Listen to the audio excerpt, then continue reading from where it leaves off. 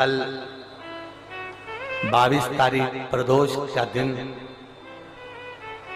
और आप पूरे रेवाड़ी वासियों को शिव महापुराण की कथा सुनने का फल मिलेगा। पूरे रेवाड़ी वासियों। और प्रदोष के दिन यदि शंकर के मंदिर के शिखर का दर्शन हो जाए, प्रदोष के दिन शंकर के शिवलिंग का दर्शन हो जाए, प्रदोष के दिन बेलपत्र का दर्शन हो जाए, या प्रदोष के दिन शंकर भगवान की पवित्र कथा शिव महापुराण सुनने को मिल जाए, या प्रदोष के दिन किसी शंकर के भक्त का दर्शन करने का मौका मिल जाए, तो समझ लेना कि शिव का दर्शन, शिव का दर्शन। मेरा बाबा,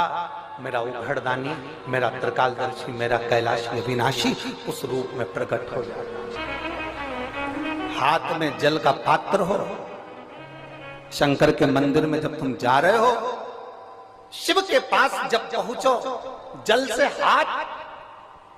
ये लोटा जब जल का तुम बाबा को समर्पित कर रहे हो, जल चढ़ा रहे हो, उस समय पर बाबा से जरूर कहो, बाबा बहुत दिन हो गए, बहुत दुखी हूं, ए मेरे शंकर, मेरे कुबेरेश्वर महादेव, मेरे महाकाल राजा, मेरे इस हाथ को अब तुम पकड़ लो बाबा, बहुत दुखी हूं, अब तुम थाम लो बाबा।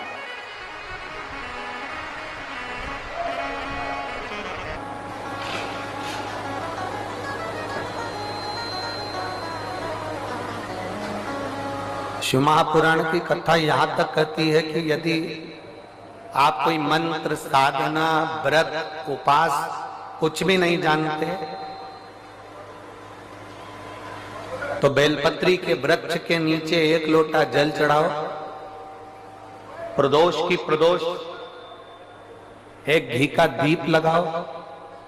और बेलपत्र के वृक्ष के नीचे की मिट्टी का ही तिलक लगाओ।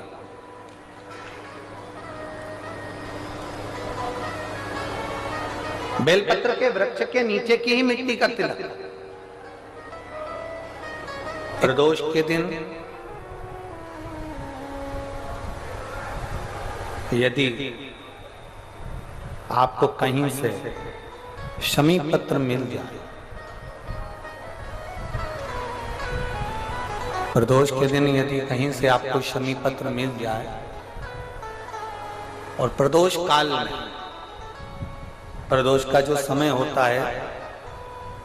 शाम का जो समय होता है प्रदोष काल, 4 प्रदोष 5 प्रदोष आप कर देखिएगा कि आपका कोई काम है, कोई नौकरी के लिए आप अप्लाई कर रहे हैं, कोई समस्या बड़ी विकट आ गई है, कोई तकलीफ, बड़ा गला पकड़ रहा है बेटा, कोई तकलीफ विकट आ गई है, कोई समस्या विकट आ गई है, प्रदोष के प्रदोष काल में अगर एक शमी पत्र भी आप घर के शिवलिंग को, अब ये करने के लिए आपको मंदिर के शिवलिंग नहीं जाना, अपने घर में जो शिवलिंग, चाहे वो स्फटिक का हो, पारद का हो, कंकर शंकर का हो, लकड़ी का हो, जो शिवलिंग तुम्हारे घर में, कांच का हो, चाहे वो नर्मदा के कंकर का हो, नर्मदेश्वर हो, पाषाण का हो, जो शिवलिंग, चांदी का हो, सोने का हो, तांबे का हो, पीतल का हो, जो शिवलिंग तुम्हारे,